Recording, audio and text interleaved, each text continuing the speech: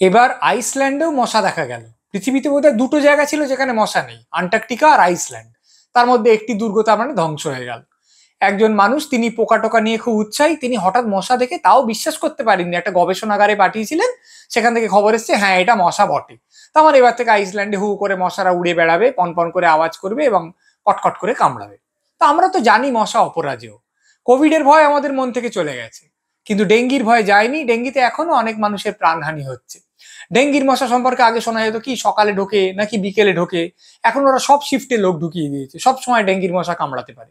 এমনিতেই মশা এমন জায়গায় বসে, হয়তো কনুইয়ের হাড়ে, বা এমন একটা জায়গায় যেখানে আপনি কিছুতেই ওকে মারতে পারবেন না। মানে ক্রমাগত ওরা উন্নত হচ্ছে এবং অতীতের ভুল থেকে শিক্ষা নিচ্ছে।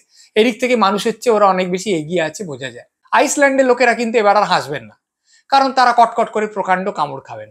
আপনি হাসতে পারেন যদি আপনার ব্যবসা বুদ্ধি থাকে এবং আপনি অনেকগুলো মশারি নিয়ে আইসল্যান্ডে গিয়ে একটা দোকান খুলে বসেন। ওরা তো মশারি কোনোদিন দেখেনি, মশাও কোনোদিন দেখেনি, তা মশার কামড় খেতে খেতে অতিষ্ঠ হয়ে যখন শুনবে যে আপনার মশারিতে এই জিনিসটা থেকে তারা রক্ষা পাবে, তখন যে কোনো দাম দিয়ে কিনে নেবে। আপনি লাল হয়ে যাবেন কিছুটা মশার কামড়ে, আর বাকিটা টাকার গরমে।